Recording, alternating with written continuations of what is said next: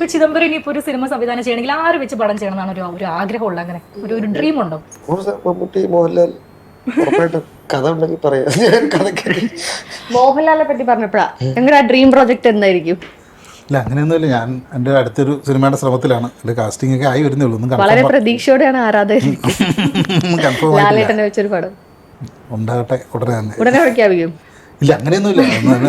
ആലോചനകളൊക്കെ നടക്കുന്നേ ഉള്ളൂ, എഴുത്ത് പരിപാടികൾ. ഒരു കാര്യം എന്ന് പറഞ്ഞു കഴിഞ്ഞാൽ ഇപ്പൊ സിനിമകൾക്ക് നേരെയുള്ള ഒരു ക്രിറ്റിസിസംസ് ഭയങ്കരമായിട്ട് വരുന്ന ഒരു കാലമാണ്. പ്രത്യേകിച്ചും പറഞ്ഞു കഴിഞ്ഞാൽ ഒരു സിനിമ റിലീസ് ആവുന്നു, തിയേറ്ററിൽ പോകുന്നു, ഫസ്റ്റ് ഡേ തന്നെ ആൾക്കാർ കാണുന്നു, പ്രത്യേകിച്ച് സോഷ്യൽ മീഡിയ ഇൻഫ്ലുവൻസേഴ്സ് ആയിട്ടുള്ള ആൾക്കാർ വരുന്നു, അവർ തന്നെ ഒരു റേറ്റിംഗ് കൊടുക്കുന്നത് കൊള്ളത്തില്ല, പക്ഷേ എന്ത് പടം ഇത് എന്നൊക്കെ പറഞ്ഞിട്ട് അവരുടേതായിട്ടുള്ള ഒരു യൂണീക് മാനറിസംസ് ഒക്കെ വെച്ചിട്ട് ഒരു സാധനം പറയുന്നു.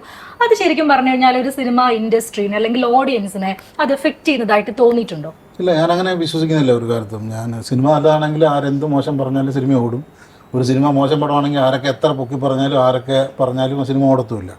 ഒരു സിനിമ കാണാൻ തീരുമാനിക്കുന്ന പ്രേക്ഷകരിൽ മേജർ ആൾക്കാരും ഞാൻ വിശ്വസിക്കുന്ന കുറച്ച് ആളുകളുണ്ട്. അതിപ്പോൾ അവരുടെ ടേസ്റ്റും ഈ മറ്റുള്ളവരുടെ ടേസ്റ്റും ഒക്കെ ആയിട്ട് സാമ്യമുള്ളൂ. അപ്പോൾ എനിക്കിപ്പം ചിലപ്പോൾ ചിതുവായിട്ട് ഞാൻ സ്ഥിരം കമ്മ്യൂണിക്കേറ്റ് ചെയ്യുന്ന ചില ആളുകളുണ്ടാവും. അവർ പടം ഇറങ്ങി അന്ന് കണ്ട ഓക്കെ, അവൻ ചിലപ്പോൾ നല്ലതെന്ന് പറയുന്ന സിനിമകളായിരിക്കും എനിക്ക് കൂടുതൽ ഇഷ്ടപ്പെടുന്നത്. അങ്ങനെയൊക്കെ ഉണ്ട്. അതിപ്പം ഓരോരുത്തരുടെ ടേസ്റ്റാണ്. സിനിമ നമുക്ക് ആരുടെ ഒരു കോമൺ പരിപാടിയല്ല. അപ്പം അതുകൊണ്ട് ഒരു സിനിമ നല്ലതാണെന്ന് ഒരാൾ കണ്ട് ഇറങ്ങി ഫീൽ ചെയ്ത് കഴിഞ്ഞാൽ അവൻ്റെ ഒരു പേഴ്സണൽ സർക്കിളിൽ അയാളൊരു അഭിപ്രായം പ്രകടിപ്പിക്കും. അതിൽ നിന്നാണ് ടിക്കറ്റ് കൺവേർഷൻ വരുന്നതെന്നാണ് ഞാൻ വിശ്വസിക്കുന്നത്. അതല്ലാണ്ട് ഒരു ബോധപൂർവമായിട്ടുള്ള ഒരു ശ്രമം ഒന്നും ഉള്ളതായിട്ടൊന്നും തോന്നുന്നില്ല. ശ്രമം ചിലപ്പോൾ ഉണ്ടാകും, അതൊന്നും അത്ര എഫക്റ്റീവ് അല്ല എന്നാണ് ഞാൻ പറയുന്നത്. വളരെ ചെറിയ ലൈറ്റായിട്ടുള്ള ചെറിയൊരു ഇമ്പാക്റ്റ് ചിലപ്പോൾ ഉണ്ടാക്കാൻ പറ്റുമായിരിക്കും. വളരെ പവർഫുൾ ആയിട്ടുള്ള വളരെ ഫോളോവേഴ്സുള്ള ഒരു റിവ്യൂവർ ഒരു നല്ല സിനിമ മോശമാണെന്ന് പറഞ്ഞാൽ ചിലപ്പോൾ ആദ്യത്തെ ഒരു ദിവസം 2 ദിവസം അതിനെ ചിലപ്പോൾ ഒന്ന് ബാധിച്ചേക്കാം.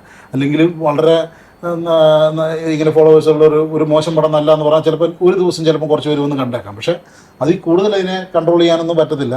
അങ്ങനെ നമ്മൾ സ്ഥിരമായിട്ട് റിവ്യൂവർ മോശം തെറ്റായിട്ടുള്ള റിവ്യൂ പറഞ്ഞുകൊണ്ടിരുന്നു കഴിഞ്ഞാൽ അയാളെ ആൾക്കാർ കാണാണ്ടാവും.